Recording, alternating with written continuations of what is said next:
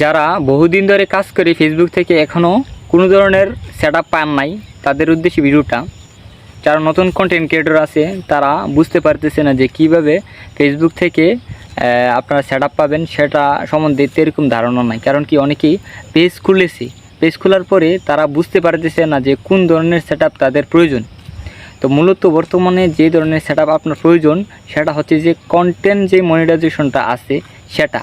কারণ কি, সেটার মাধ্যমে আপনি রিল ভিডিও দিলেও ইনকাম হবে, তার পাশাপাশি ফটো, আপনার যে নিজস্ব কন্টেন্ট ফটোটা সেটাও দিলে ইনকাম হবে।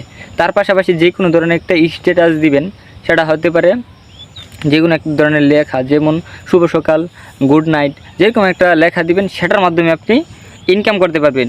আর তার পাশাপাশি আছে কি, যে স্টোরি দিলে ইনকাম হবে, তার পাশাপাশি ভিডিও দিলে ইনকাম হবে, এরপরে আপনারা লাইভ করলে ইনকাম হবে। তো এরকমভাবে যদি আপনি ইনকাম করতে পারেন তো অবশ্যই আপনাকে দরকার ফেসবুক থেকে কন্টেন্ট মনিটাইজেশন সেটআপটি। সেটা পাবেন কীভাবে সেটাও বলতেছি। কন্টিনিউ 3টি করে রিল ভিডিও দিবেন, প্রত্যেক দিন 3টি করে রিল ভিডিও দিবেন।